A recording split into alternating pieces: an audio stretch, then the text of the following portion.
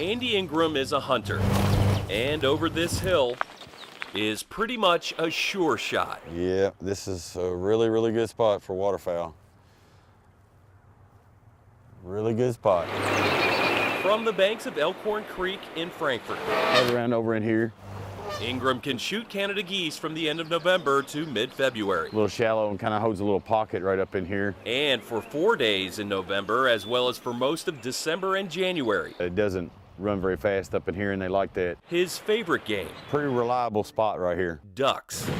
There's your duck. They flock here, while hunters are scarce, We're the only one that hunts over here. because the Elkhorn campground gives him permission. We kind of hunt right on the edge of the bank right in here. And there's houses on the other side of Elkhorn Creek. One house, this house on the hill, That's our commissioner of our Fish and Wildlife Department. belongs to a hunter himself. Everything about it's wrong. And as chairman of the Kentucky Fish and Wildlife Commission, Jimmy Bevins is supposed to support legit hunters, There was a baiting situation in the area. not to run them off. The corn was located on the opposite side of the creek over there, maybe 20 yards from there, and it went all the way up the creek line. A long stretch of cracked corn laid down along the creek. In the water and on the bank itself on the rocks. Bevins admitted he put out the corn. That was just to prevent us from hunting, is all that was thrown out for. But did he do so just to feed the ducks, or really to intentionally create a baited area? For answers, we need to roll back to the very cold morning of January 8th of last year, Y'all have any luck? when Conservation Officer Josh Robinson approached Ingram and his friends, inspecting their rifles and telling them they couldn't hunt there anymore because it's federally illegal to hunt waterfowl in an area with bait out. However, Kentucky law also states that no one can intentionally obstruct a person's right to lawfully hunt, trap, or fish. Officer Robinson suspected Bevins did just that with corn after he complained to Robinson's superiors, including in this text, that the hunters were shooting too close to his and other homes in the neighborhood. Robinson's suspicions were clear in follow-up texts to his sergeant. On top of that, he noted in the case file that months earlier, Bevins actually told him that he was going to put out corn to stop the hunters from hunting. Hey, how's it going? Good, how you doing, sir? So Robinson and a partner talked to several neighbors, trying to verify Bevins's other claims that his neighbors also complained First I've heard of it. I didn't complain. about the duck hunters. Does it bother you all? Does it wake you up, or? Robinson planned to cite Bevins, but wanted to run it by his captain, Richard Skaggs, first. And I'll show you the daggone text. Yeah, I sent it to you. Returning to Elkhorn Creek, Robinson secretly recorded his conversation with Captain Skaggs. You feel like you're going to get attacked? I felt like it was coming. Throughout the recording, which is part of the investigative case file, Skaggs repeatedly warned Robinson that there was no case. I know who threw it out up here and down that bank. He did. But that's on his property. Actually, it wasn't on his property, as Robinson pointed out. If it ain't your land, I mean, it can't be curtilage if it ain't your land. Public records show that Bevins's property did not extend to the banks. However, it does now. The I-Team found that more than a year after the incident, last February, the Fish and Wildlife Commission chair bought the land and a lot more, almost 3 more acres extending out into the creek. There's been a major attempt to derail this thing. Robinson even took the case to headquarters, up the chain of command. So I did talk to Jimmy Bevins. To the colonel, Rodney Coffey. He agreed that he would quit feeding prior to fowl season. Coffey called the case against Bevins a stretch and that it wouldn't hold up in court. Let's face it, it is what it is, but this is the chairman of the board. It doesn't matter. Well, it does on how we move forward. It absolutely does. Moving forward, Robinson decided to cite Bevins. While Coffey declined comment to us, Bevins responded with this letter from his lawyer. As attorney Charles Jones pointed out, a judge did dismiss the charge against Bevins with prejudice, but left out the fact that it would happen in 90 days as long as the commissioner agreed to pay court costs, did not obstruct hunting, and obeyed the laws on feeding wildlife.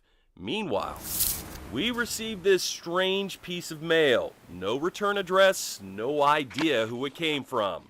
However, The typed statements criticized leadership for the KCOA, the Kentucky Conservation Officers Association, FOP Lodge 100. That letter came to us after a membership email detailing the case against Bevins while raising suspicions of interference by commanding officers. Just days after the email, Kentucky Fish and Wildlife suspended KCOA President Rodney Milburn and demoted him from sergeant to officer. The department also suspended the secretary, Officer Thomas Blackwell, both punished for their handling of a poaching case. So it wasn't during gun season whenever you shot it? No. Way back in November 2015. Very fishy right here. That's a full 2 years prior to the suspensions.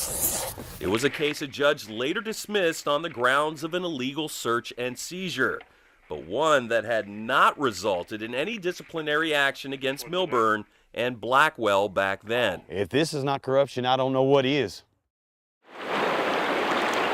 Elkhorn Creek, home to a variety of waterfowl. Ware homes border one of the most prime locations in Frankfort. We're safe hunters. Andy Ingram, We never shoot towards anybody's houses. a duck hunter, It's either shoot up the creek or straight up.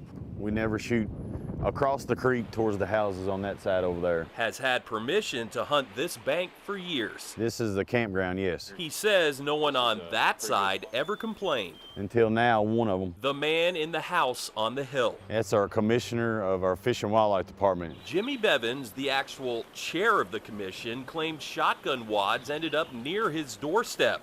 A long shot, Like I said, we try to stay down that way. Ingram points out. Probably 60 yards that way. You know, you're looking at every bit of 200 yards. Bevins admittedly threw out corn to feed the ducks, according to his attorney.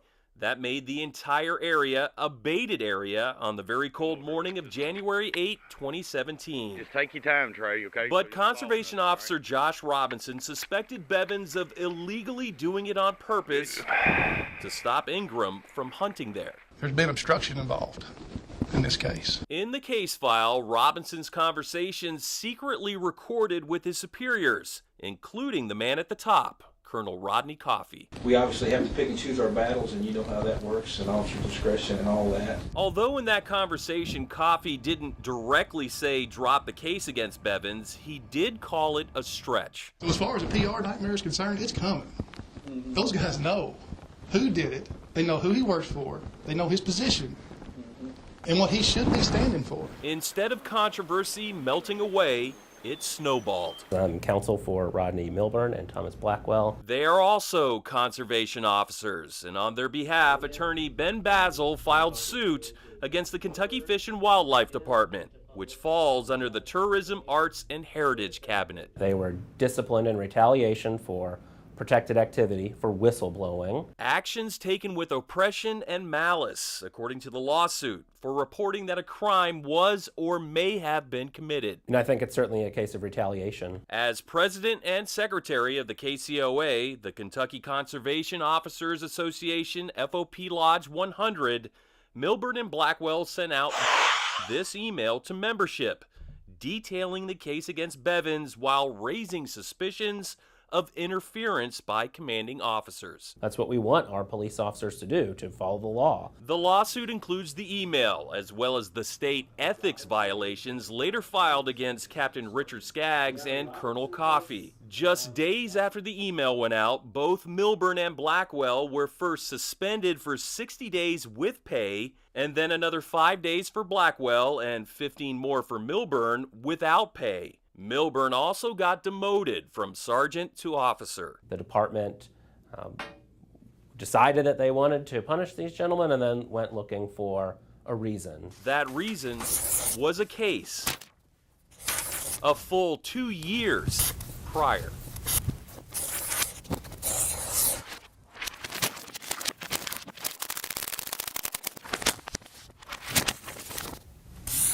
Well, it wasn't during gun season whenever you shot him. On November 7, 2015, Blackwell and Milburn were investigating a Breckinridge County man for poaching, but suspected a lot more was going on. Let's step in here. No, stay out here. Well, I smell dope. You smoking dope? Step back. You step back. Don't you dare put your hands on me again. No. You understand me? No, You step back and turn around. Turn around right now. With the man restrained, Milburn entered the trailer home first. Then Blackwell and the suspect followed. Now I smell dope. That gives us probable cause. They found what they had suspected. How much more you have? Several large bags of marijuana. Despite it being a successful search, a judge later determined it was an illegal search and seizure and threw out the case. Went through the courts, got adjudicated, and after that there was no punishment from the department against them at that time. Right, no punishment and apparently no investigation. Does a disservice to us all. There are only a handful of Kentucky conservation officers covering hundreds of square miles over several counties in each district. We saw that firsthand in November 2016, featuring the use of a deer decoy with Blackwell. So you can see some of it glowing a little bit. A year later, instead of on patrol during the height of hunting, neither he nor Milburn could go to work. Watch this ditch right here. In essence, Basil says it was open season for months Doesn't help to enforce the laws. for poachers and other criminals in their district. Appreciate it. Thank you. Thank you. Meanwhile, despite the November 2015 illegal search, Colonel Coffey himself recognized Blackwell as District Officer of the Year. If there was a case looming over his head, would he have gotten that recognition? I can't imagine that he would. No. Yeah, this is a really, really good spot for waterfowl. This was his favorite hunting spot. Really good spot. Now, Andy Ingram says he's done here, all because of some corn.